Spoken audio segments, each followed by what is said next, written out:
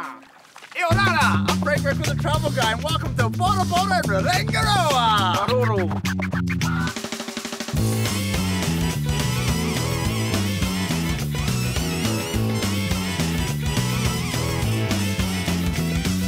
Come on now, there's a world out there and it's waiting to be explored. If you're craving an adventure, the travel guy's got what you're looking for.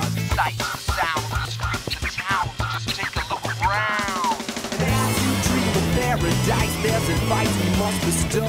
Don't just pack your bags and hit the road, you gotta know before you go. Bora Bora and Rangiroa are located in the South Pacific Ocean, west of Peru and east of Australia.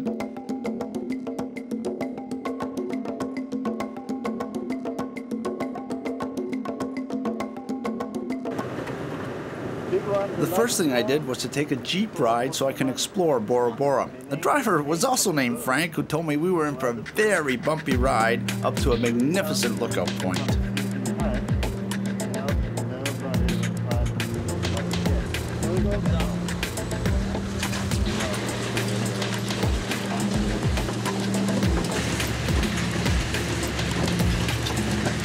It's his first day on the job. Good luck. Good luck.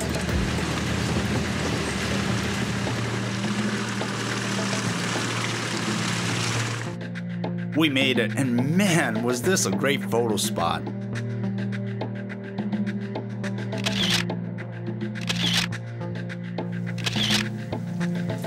This is such a beautiful view up here. What is this place called? Uruva, meaning canoe made out of breadfruit tree. Bora Bora is quite unique because the airstrip is on a separate island and a ferry service brings people back and forth to the mainland. No, you keep saying Mutu. Mutu. I hear that a lot. What does it mean? Mutu means reef island. Let's go check out some of the other highlights. Go. We made our way back down taking a different route. The ride wasn't any smoother and I had to duck because those low-lying branches, man, they leave a mark. We got back on the main road and Frank had a large grapefruit in his Jeep, which he said was for later. Now, I couldn't wait till snack time. No way, grapefruit first. Okay. Because if you start with the pineapple, the grapefruit will be sour. Grapefruit first. After my Bora Bora style snack, we made a stop at the main village. Top is the largest village in Bora Bora. Here you can get anything from souvenirs, food, and even pearls. But keep this in mind, everything closes up pretty early here, so plan your day. Since the shops closed fairly early, I was off to do more sightseeing.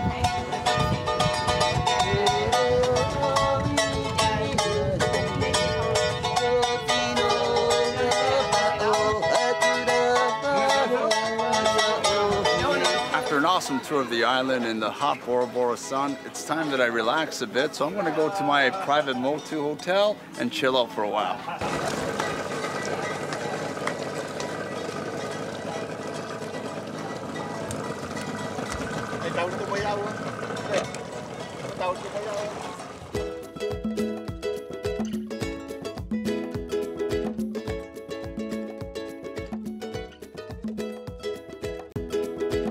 Rangiroa is an atoll located northeast of Bora Bora.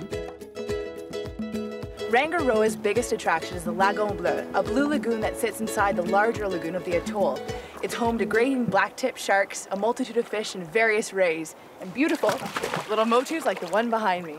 The lagoon is a great place to explore, either by snorkeling or even just by walking. It's very, very shallow, but make sure you wear some shoes because it's got a very rocky bottom. I just caught a couple of stingrays over there and even a few sharks, so I'm gonna head off and see what else I can find. May seem menacing to come here, but once you get here and there's something all around you, they're really quite friendly. They go about their business and they leave you alone. Oh, birds are too fast. They got it again. The Rangiroa atoll is so large that you can fit the entire island of Tahiti in it. Locals refer to the area as Rangiroa, which means long sky. Now, you can't see the island on the other side, just the horizon. The Rangiroa atoll is comprised of about 250 islands, and there are approximately 100 narrow passages in the reef. As if the lagoon weren't paradise enough, I was treated to some of the best local dishes: poisson cru, coconut bread, and the fresh catch from that morning. There's a motu here and a motu there. There's a motu to go to everywhere. So I'm gonna hop back in the boat and see what else I can find. Back in the boat, I found out that the next part of my adventure wouldn't be quite so relaxing. Apparently, I was going to have a front row seat at a shark feeding. The black-tip shark is fast swimming and can grow up to about 6 feet or 2 meters. It was slightly unnerving, I must admit, but equally thrilling once I was in the water. I was surrounded by 40 large sharks, all eagerly awaiting their lunchtime feeding. The black-tip shark is non-aggressive towards humans and typically feeds on bony fish. Apparently, it didn't mind our raw chicken either. But as soon as they'd had their fill, I was left to explore the rest of the beautiful fish. Mind you, I did keep looking over my shoulder every once in a while. Continuing my adventure on Rangiroa, I rented a 3-wheeled minicar to explore the land and headed into town for my first stop. Rangiroa is the second largest atoll in the world, and it only has one road that's about 10 kilometers in length.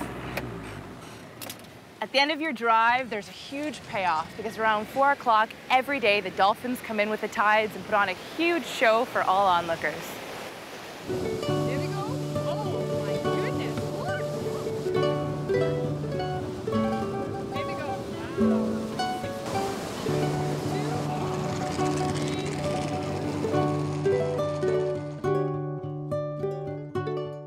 Bonjour, Sebastian. Hello, Frank. Welcome into my kitchen. Thank you. What are we going to be cooking today? Today we will cook tartare of thon. Tartare of thon is actually tuna tartare, or simply put, raw fish. We slice the tuna and then pineapple. Your technique. We chopped an onion into fine pieces. Obviously not fine enough for Chef Sebastian's liking. Cut it very, very thin. Yes. Added spices, coconut shavings, and lemon. Then to finish it off, we added oil, salt, and pepper. That is starting to look very nice. Has a very nice aroma to it. Yeah. A little bit of water. The carrot and the sugar. Just the inside. Yes. Okay. Like this. We also prepared a papaya garnish to accentuate the tuna tartare.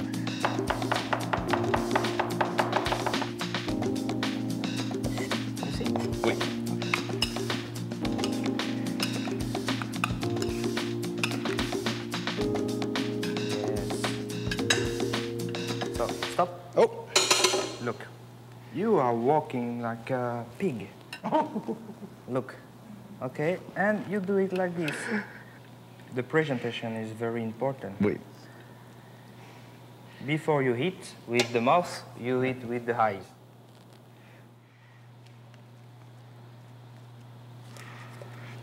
Wow, Chef Sebastian, Yeah. I think I'm going to be as good as you. No, put Nope. it on the plate. Okay, great. Well, this is an awesome presentation. I'm going to taste this now. Come on, come on. Yeah.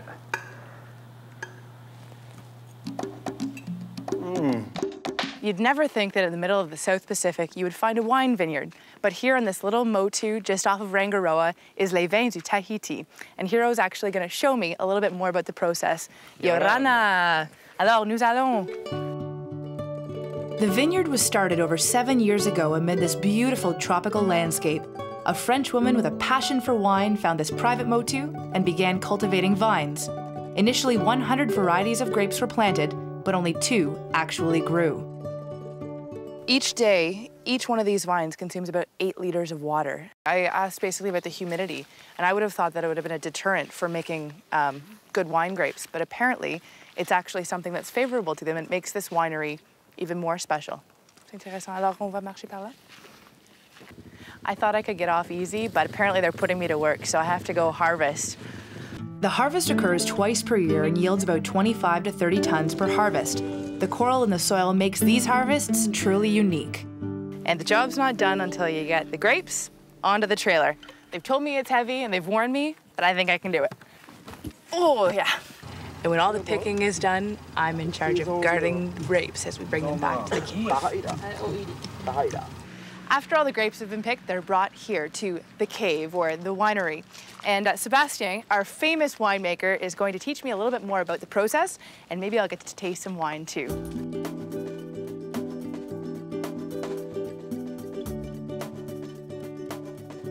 So when you're tasting wine, what should we be looking for? What's important?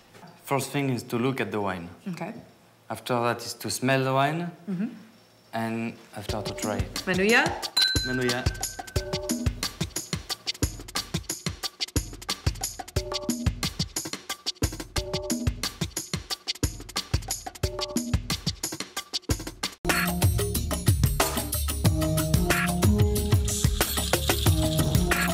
When you're arriving in Bora Bora, one of the first things that'll greet you is a turquoise lagoon that surrounds the island. Many say it's the most beautiful lagoon in the world. Well, I thought the best way to check it out is to jet ski around the island. So let's go!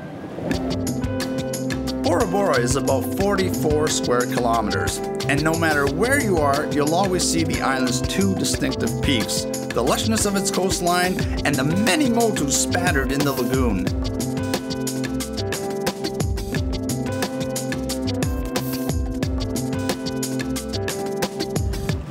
That was fun, and I'm not even wet. Well, I just heard from our guy Johnny that we're going to do a little ATVing around the island.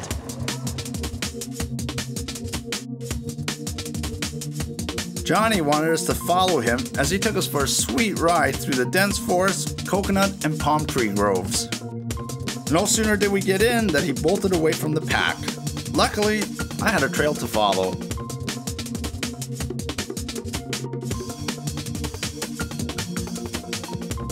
Along the trail, I saw Johnny's ATV, and then I decided to look up, and there he was, climbing a tree and getting our lunch.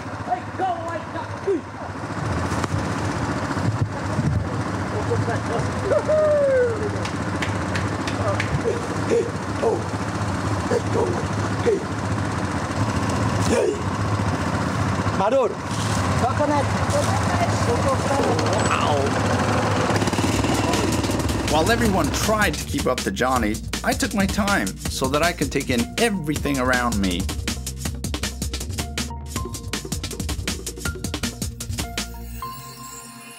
When I cut up to everyone, Johnny was already preparing a Polynesian delight. It looked delicious, and I didn't want to miss any part of it. He was slicing juicy pineapples, bananas, and he even made a special treat for me.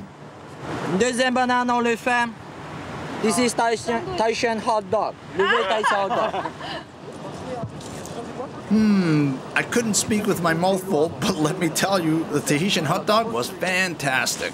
I was very lucky. Johnny demonstrated to me the traditional way of cracking open a coconut. He used a sharpened stick and his teeth. After the demonstration, I tasted the coconut and had more of the fruit he laid out for the group. And man, was it delicious!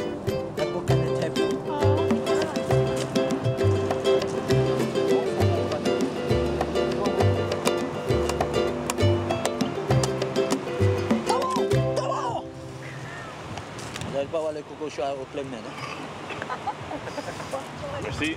Cheers, manouille. Santé, manouille. Santé.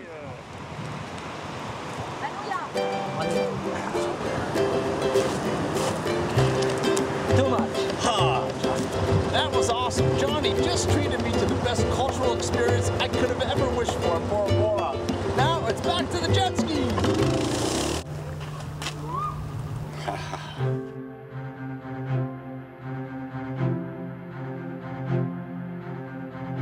No, that's not gonna work. I'm okay. I'm all right. The sand is soft. For my next adventure, I was off to learn about the process of making black pearls. Everyone says that diamonds are a girl's best friend, but really when you're French Polynesia, black pearls are definitely the way to go. The black pearl farming process is very detailed and time-consuming. My guide Véronique managed to pull me out of the shop and into the factory to properly explain the process to me. The farm occupies about 500 hectares of underwater space just off the factory's dock. And every morning around 5:30, the shells are retrieved from the water and brought in to be harvested. Once they're brought in, the shells are placed into holding tanks before moving on to the next stage of the process. The next part of the process is what truly separates Polynesian pearls from the rest, their lustrous black color. Once you've raised the pearl, they bring it here. He's introducing the nucleus into the pearl, into the shell, and then basically adding the griffon, the graft that gives it the color.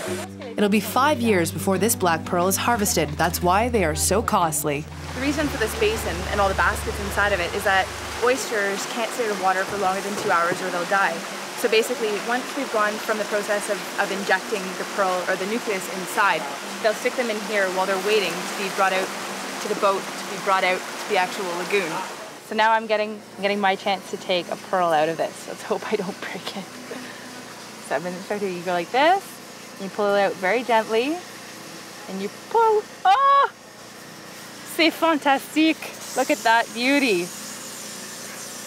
I could just imagine a huge, beautiful necklace of them, maybe a ring, some earrings. With so many different sizes and shapes of black pearls, I asked Véronique how you can tell which pearl is truly the best. Her reply was simple. In the end, what makes a good black pearl is subjective and based solely on personal taste.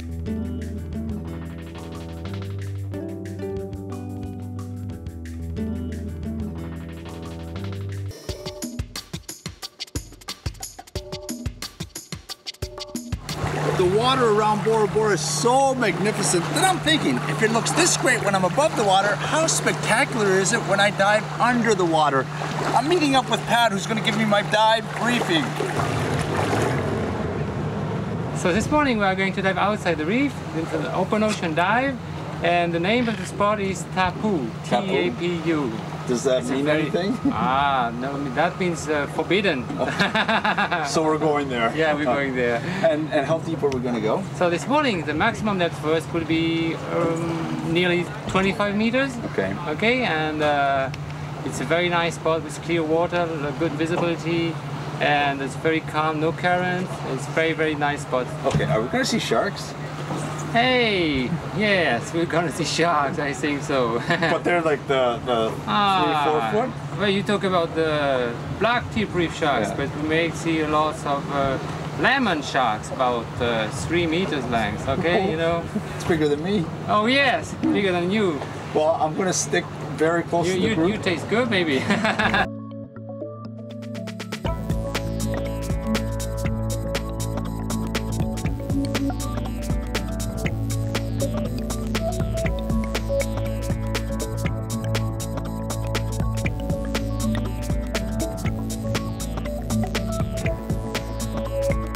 Sure enough, as soon as I reached the bottom, I started seeing sharks. The underwater world is something to marvel at. The colors are vibrant, tons of fish surround the reef, and oh yeah, they surround you too. Our dive master had actually planted a tuna head in the crack of a small reef, so we positioned ourselves to see the lemon sharks feed on it. These sharks get really close, and man are they big. Pat was right, much bigger than me.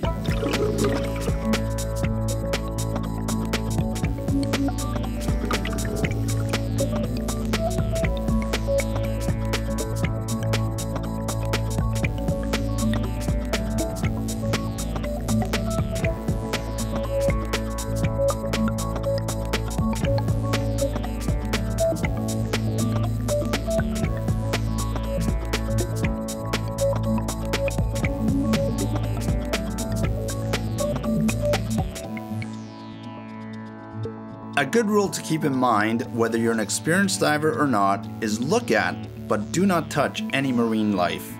In other words, what's under the water stays under the water. And remember, always dive in a group or with a dive buddy.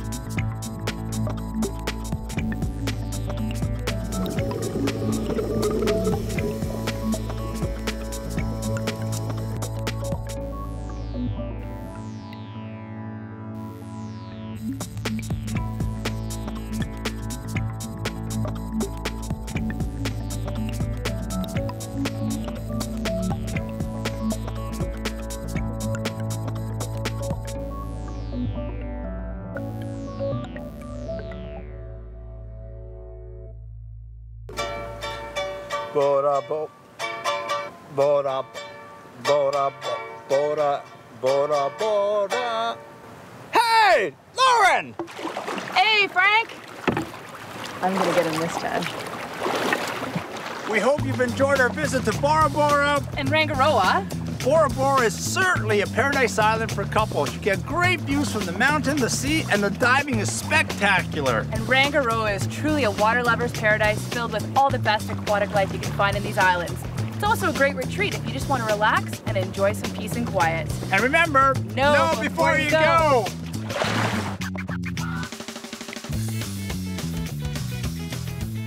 These islands provide beautiful postcard views, but the best time to take a picture is either early morning or late afternoon. The colors are much brighter and you're not fighting the hot sun. Getting to your hotel on these islands may be a short boat or taxi ride away. Yes, I did say boat ride. So check with your hotel for the free pickup service and check in and just relax. The waters around here are very inviting, and if you like snorkeling the way I do, make sure you check with a local professional so you can find out what's in the water before you get in. Ah! The locals here are very friendly and helpful, and they certainly love to talk about their culture.